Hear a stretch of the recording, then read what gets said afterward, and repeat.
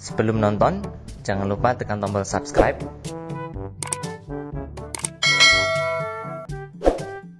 dan jangan skip iklannya ya.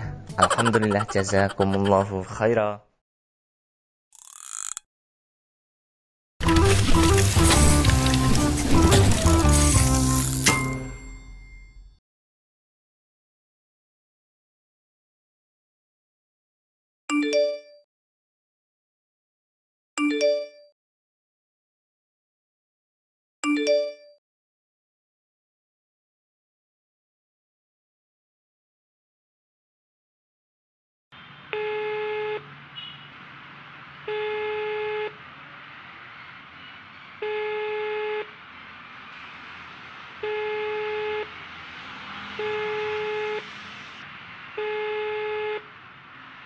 Assalamualaikum, Bu.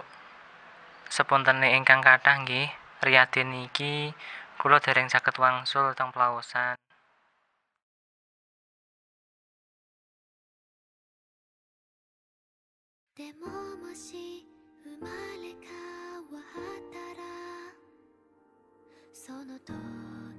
Tidak terdengar suara cerewetnya ibu membangunkanku di pagi ini. Tidak ada harum masakan ibu yang menusuk hidungku, atau suara masjid dekat rumah yang selalu khas saat membangunkanku. Aku masih di Kediri, di tempat perantauanku, tempat yang sangat jauh dengan kampung halamanku. Pagi ini, di puasa hari pertama, rasanya ada yang hilang. Sahur yang seharusnya aku masih mengantuk di ruang tengah, namun saat ini, aku harus bergelut di dapur dengan cabai-cabai dan mentega. Atau saat berbuka puasa, yang aku harus menuangkan sirup marjan ke gelasku sendiri. Ingin manja rasanya. Beberapa hari ke depan, aku harus menjalani kehidupan seperti ini. Bahkan, mungkin lebaran di perantauan. Bagaimana itu tidak terlihat begitu berat? Bagaimana juga aku harus melewati semuanya? Tidak ada yang membuatku bisa tersenyum saat ini, kecuali aku yang tadi malam bermimpi berbuka dengan kurma andalan ibuku, yang ia sering bilang, makan 1 atau 3 nak. Setidaknya aku bisa tersenyum sahur ini, meski air mata tetap menetes juga. Rindu pada masakan ibu yang aku selalu protes kepadanya karena merasa bosan dengan menu yang ada. Tapi sekarang, bukan tentang menu yang aku protes dibuatnya, tapi kesempatan untuk sahur atau berbuka di rumah yang selalu aku tunggu. Aku bukan seorang cenayang, tapi aku tahu bagaimana ini akan terlihat sangat membosankan. Hari-hari akan penuh dengan sepi. Hari-hari yang akan membuatku semakin rindu dengan suasana Ramadan di rumah. Setiap pagi yang selalu akan terbayang cerewetnya ibu membangunkanku, atau setiap malam tarawih yang kami pergi bersama ke masjid, pagi dan malam yang akan dikenang untuk rindu di hari esok. Aku belum terlalu menguatkan diri. Raga mungkin akan kuat dengan hari ini, saat ini, tapi rasa rindu akan selalu menghantui. Aku sendiri di Kediri. Temanku sudah meninggalkanku untuk pulang ke rumah. Mereka diminta untuk pulang oleh keluarganya, dan aku yang diminta untuk tetap tinggal oleh orang tuaku. Aku berusaha memahami apa yang ibuku katakan. Ia memperhatikan kesehatan semuanya, keluarga, termasuk aku. Dan aku harus tetap tegar menghadapi ini. Aku yakin keputusan ibuku sangat tepat. Anjuran untuk tidak pulang menurutku sangat logis untuk sekarang. Aku anak laki-laki. Aku harus lebih logis dari ibuku. Maka aku harus menerima keputusan ini. Hari ini akan dikenang. Akan kuceritakan bagaimana rasanya tidak berpuasa dan lebaran di rumah karena tertahan situasi seperti ini. Ini akan menjadi sejarah dan aku akan menyimpannya. Tidak ada keluarga, tidak ada juga teman-teman, buka bersama yang mungkin akan ditunda sampai batas waktu yang tidak ditentukan. Tapi meskipun begitu, aku tetap harus menahan diri, harus mengerti dengan situasi. Maka aku mohon, situasi, berdamailah denganku. Untuk tidak memberikan rasa sedih kepadaku, aku mengandalkanmu, hati dan situasi.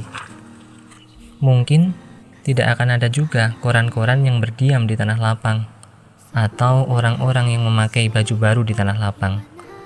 Lebaran akan sangat sepi. Aku sudah bisa membayangkan itu. Hal yang lebih buruk, teman-temanku yang sama denganku, yang masih di perantauan, sudah menunjukkan keanehannya. Melalui status WhatsApp, mereka sudah bicara sendiri. Dan tak terasa air mata mengalir di mata mereka. Mungkin itu efek yang dirasakan karena situasi sekarang. Pertanyaannya, apakah aku akan menjadi seperti mereka juga? Aku belum tahu, tapi sepertinya akan terjadi. Doakan aku agar melakukan hal yang baik dan bermanfaat saja. Amin. Ramadan kali ini aku harus kuat. Dan teman-teman yang juga berada di perantauan, kita harus kuat. Momen bersama keluarga memang sangat indah, tapi simpanlah dulu keinginan itu. Bukankah kita sangat menyayangi keluarga kita? Bukankah kita ingin menikmati momen itu terus-menerus? Maka tinggallah kawan, tinggallah di perantauan. Simpanlah keinginan sampai situasi membaik dan kita akan bertemu kembali dengan keluarga. Bukankah itu pilihan yang lebih baik daripada memaksakan diri untuk pulang yang kita tidak tahu apa yang kita bawa dari perantauan?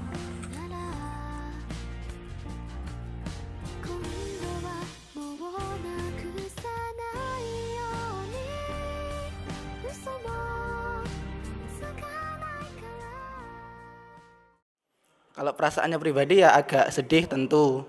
Biasanya bareng sama orang tua, bareng keluarga, tapi kebetulan tahun ini di Qatar nggak bisa bareng-bareng lagi. Melihat story mereka gitu, wah bisa kumpul semua ini, kurang saya aja gitu ya, agak miris gitu loh. Kok miris sih, agak sedih gitu.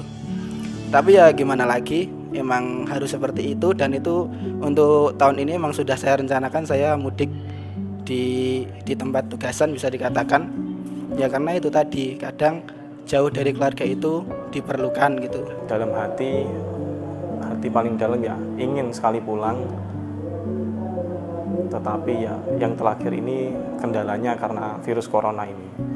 Nah, sudah siap untuk pulang ke daerah saya, delalah ada virus ini jadi gagal. Jadi 4 kali lebaran,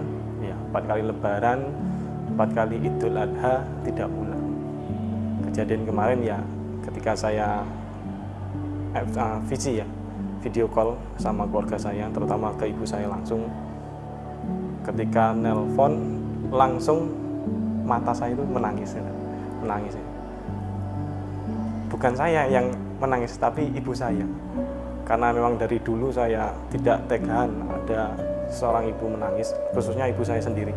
Kalau ibu saya menangis ya saya itu refleks langsung menangis gitu. Ya pasti sedih lah ya, nggak bisa ketemu sama orang tua, terus nggak bisa kumpul-kumpul sama keluarga. Intinya pasti sedih, tapi bersyukur juga lah kita di sini masih bisa aman, masih bisa berkumpul sama teman-teman, masih bisa seneng juga. Ya intinya sedih juga kalau nggak ketemu sama keluarga. Abah sama ibu ya taqabbalallahu minna wa minkum. Maaf, Vega nggak bisa kumpul lagi. Kumpul untuk tahun ini Vega nggak bisa kumpul bareng sama keluarga. Ya jaga kesehatan di sana, saling mendoakan, doain Vega di sini supaya tetap sehat, supaya tetap bisa kumpul lagi. Nanti kita bisa bertemu lagi. Terus jangan sedih, nanti Vega pasti akan pulang kok. Taqabbalallahu minna wa minkum. Mohon maaf lahir dan batin. Mohon maaf kalau selama ini saya banyak salahnya, dan mohon maaf juga untuk lebaran tahun ini Riani nggak bisa pulang ke rumah. Doain juga yang terbaik untuk Riani, karena sekarang Riani sudah masuk ke kelas saringan. Doakan Riani bisa lulus saringan, bisa segera menjadi mubalighot yang paham dan barokah, bisa dapat tempat tugasan yang barokah juga. Dan juga baik-baik untuk keluarga yang ada di rumah, jangan lupa untuk jaga kesehatannya, tetap berdoa, dan pokoknya semuanya yang terbaik untuk keluarga. Ya, mencoba untuk tetap bersabar, tetap tabah, dan tidak lupa untuk selalu mendoakan yang di rumah. Awal ngucapin taqabbalallahu minna wa minkum. Maaf, Awal nggak bisa pulang untuk tahun ini ya karena ada yang lockdown ini. Awal harus stay di pondok. Jangan sedih, nggak usah galau anak-anak yang nggak pulang. Tetap semangat terus jalanin hari-hari rutinitasnya. Tetap jaga kesehatan, kebersihan di rumah di Jakarta sana. Ibu, pesan buat ibu, ayah, Likvi minta maaf. Likvi jarang telepon, tapi sekali telepon pasti nangis. Likvi minta doanya agar mondok Likvi lancar, Likvi diberi kefahaman, diberi ilmu yang manfaat, menjadi mubalighot yang alim, faqih, berakhlakul karimah, dewasa, mandiri. Kami rasakan ini, kami masih bisa bersyukur meskipun tidak bisa berkumpul, tapi masih bisa silaturahim dengan menggunakan fasilitas media, sehingga kami tetap bisa menjalin hubungan keluarga. Dan juga banyak hikmah yang bisa saya ambil di balik semua musibah ini.